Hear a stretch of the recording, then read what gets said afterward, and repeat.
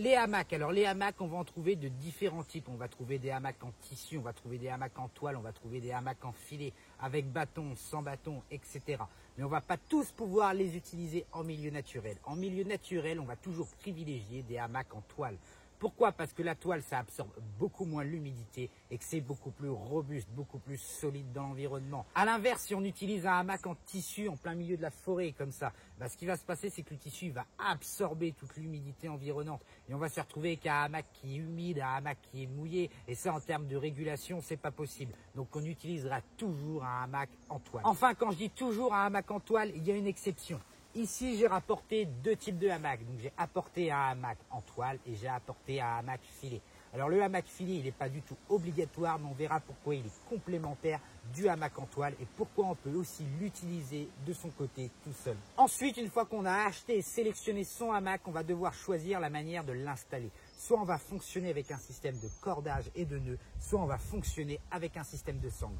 Le système de sangle sera toujours à privilégier. Déjà parce que c'est beaucoup plus simple pour le montage et ensuite parce que ça évite de détériorer l'environnement naturel. Ça évite d'abîmer l'écorce de l'arbre par exemple. Le hamac, alors il y a beaucoup de choses à dire sur le hamac. On va déjà parler de ses avantages et de ses inconvénients. L'avantage numéro 1 du hamac, c'est de pouvoir être suspendu. C'est-à-dire que là, on est au-dessus du sol, donc on n'a pas besoin de s'inquiéter de la nature du sol, on n'a pas besoin de s'inquiéter du taux d'humidité du sol.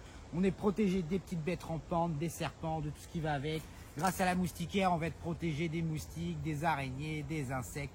Donc déjà, on va être beaucoup plus protégé par rapport à la faune et la flore qu'avec une tente.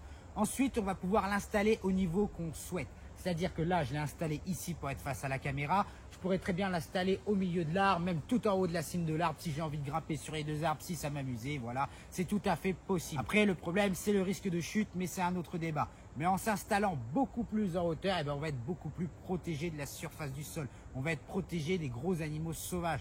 Par exemple, si je m'installe à 3 ou 4 mètres de hauteur là-haut, je vais être protégé d'un ours, par exemple. Bon, dans les faits, personne ne s'installe jamais avec son hamac à 4 ou 5 mètres du sol en grimpant dans deux arbres pour s'installer.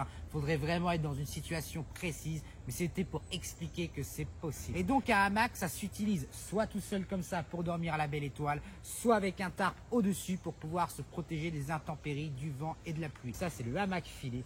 Le hamac filet, son utilisation numéro 1, généralement, c'est qu'on le met au-dessus ou en dessous du hamac principal pour pouvoir stocker toutes les affaires pour éviter qu'elles soient en contact avec le sol ou qu'elles soient à la merci des animaux sauvages. En utilisation numéro 2, on peut effectivement dormir dans un hamac filet. Donc ça dépend bien sûr de la carrure du bonhomme, de l'individu et puis forcément du type de hamac filet qu'on utilise. Là, c'est un tout petit hamac. Le second avantage, c'est qu'il faut savoir que dormir en hamac, c'est extrêmement bon pour l'organisme. C'est très bon pour le dos, pour les os, c'est très bon pour le repos musculaire, c'est très bon pour tout ce qui va être repos physique. En étant comme ça, directement en hauteur, on évite d'être à plat sur le sol, sur un sol dur, et ça prend directement la forme de notre corps. Et ça permet un repos qui est beaucoup plus compensateur que dormir en tente par exemple à même le sol. Le troisième avantage, c'est que ça se monte extrêmement rapidement, extrêmement facilement. Et dans un milieu comme ça, dans un milieu forestier, dans un milieu tropical, dans la jungle, on n'a pas à se soucier de trouver un spot pour la nuit. Il suffit de 2 arbres éloignés de 3 ou 4 mètres et tout de suite on peut s'installer. Quand on a un système de sangle comme ici, on peut passer à 4 ou 5 mètres, même 10 mètres en fonction de la longueur de corde qu'on possède. Donc ça va être extrêmement polyvalent dans ce genre de milieu. Maintenant, le désavantage, c'est que dans un milieu urbain, dans un milieu où ça va être dépourvu de végétation, où il va y avoir très peu d'arbres, par exemple comme les milieux montagnards, ça va devenir beaucoup plus difficile de s'installer quelque part. Et des fois, il va falloir passer plusieurs heures pour trouver un spot et je parle d'expérience. Donc en général, en montagne, on va trouver des arbres éloignés ici et là. On va pouvoir s'installer dans des petites montées comme ça, dans des petites pentes. Donc ça, le hamac, il s'en moque complètement de la nature du sol. Maintenant, en montagne, c'est pas vraiment extrêmement sécuritaire de s'installer entre deux arbres dans une pente comme ça à cause des risques d'éboulement. Donc le hamac, on va plutôt le réserver pour ça dans des milieux forestiers, dans des milieux vraiment où on va avoir accès facilement à 2 points d'accroche. Quatrième avantage, c'est que c'est vraiment plus rapide et plus discret à monter, démonter qu'une tente. Cinquième avantage, moi je vois ça comme un avantage, c'est une perception personnelle bien évidemment, c'est que lorsqu'on dort en hamac, lorsqu'on bivouaque en hamac comme ça, on est beaucoup plus ouvert à la nature. Là, il n'y a absolument rien qui m'englobe. C'est pas comme dans une tente où je vais être dans ma petite bulle, voilà. Là, je suis ouvert à la nature.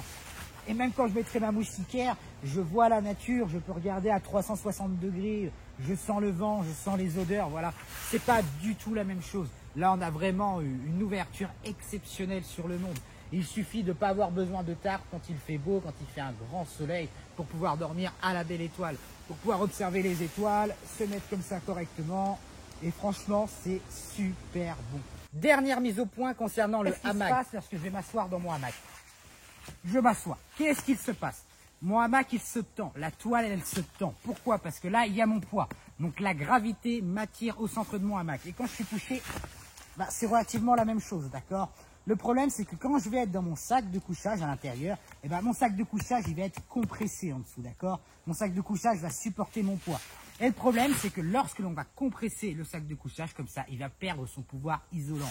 Donc là, quand je suis couché dans le hamac avec simplement mon sac de couchage, je ne suis plus isolé ou quasiment plus au niveau du dos, au niveau des fesses quand je suis couché de cette manière. Et là, toute la nuit, avec les courants d'air, je vais avoir très froid au dos. Ça, on va régler le problème en utilisant un tapis de sol avec le hamac y compris.